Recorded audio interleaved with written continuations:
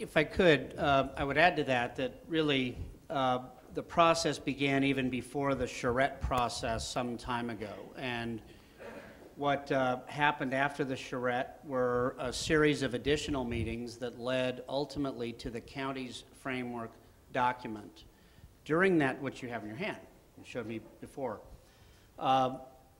the team that has been assembled since 2005 has been working on various elements of this during this entire time, trying to interpret what was said at the charrettes, what we've heard from multiple meetings that have taken place before me, those that have taken place since I've been here, and many that you all have partaken in. So what we will be presenting really is the vision that we believe we've collectively come up with. And I think Tom made a very good point. Will everyone agree on every element of the plan? Probably, hopefully not, because I don't know of any place where that happens. But I think there are some guiding principles that really tie back to the culture of Columbia, the founding principles, the vision of Jim Rouse, the things that make Columbia, Columbia. And Columbia is a truly unique place, and whatever plan we come up with is going to reflect that. Among the things that I think we hear over and over again that could be better is walkability. You know, I don't know anybody who would say, I would like it to be harder to walk from point A to point B. So I'm going to put that one up as a consensus objective. And I think there will be other things that we can begin to build on from that, but walkability we think is a critical element to any efforts that would take place from here. Thank you. I have one other card. Are there other cards? Okay, fine. What level of leads is planned for downtown? I'm not even sure that's a question for Alan. I would say that's a question for Greg.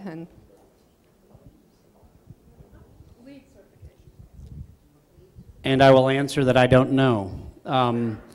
It's a very important question. We're studying it. Tom Seiler, who I believe is here tonight, has been focused on that. I believe that that topic will be addressed on April 28th when we present what our team has collectively put together as a vision or as an interpretation of this community plan.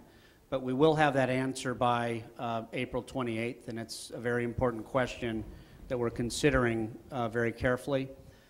Another group who we have brought on to work with us in this effort, who is not scheduled to appear prior to the 28th, but will have some sessions following the 28th, is Arup, who, interestingly, I didn't realize that they designed the building in Beijing that Alan showed me, or just showed us.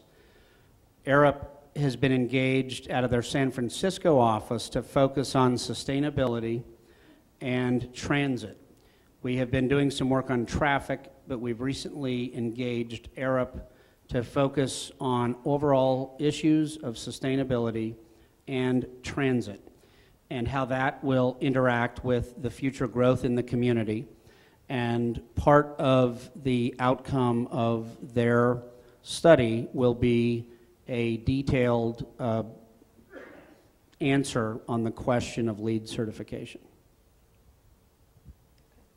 Thanks, Greg. All right, Devron, who's next out? Okay.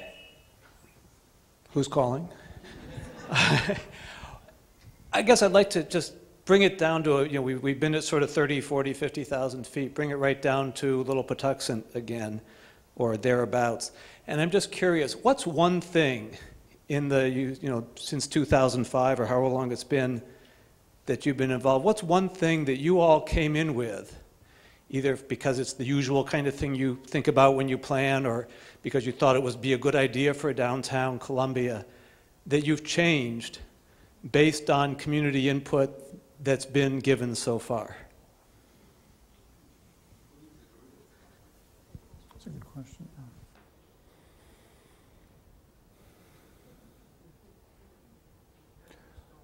Well, I would say that we've paused on density and height issues.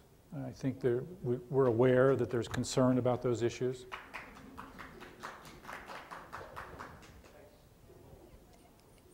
And speaking in general, when Greg brought up the walkability, we have heard a lot about the connectivity and the walkability, and that people who live over in Evergreen can't actually necessarily walk to the lakefront. So I would say that's also one very large issue that we have been focusing on and have specifically focused you on, Alan.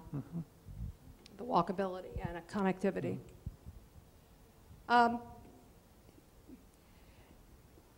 This is a very interesting question.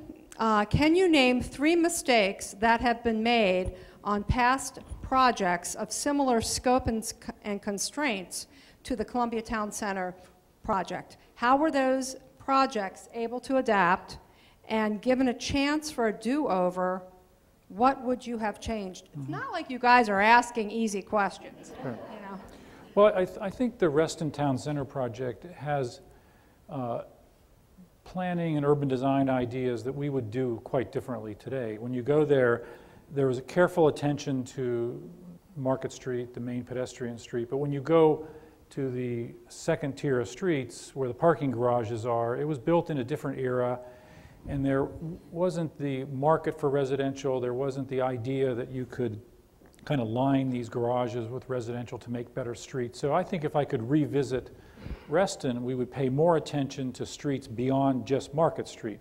But at that time, there wasn't a strong residential market, but I clearly think that's one of the problems of the times, you might say, when that project was done.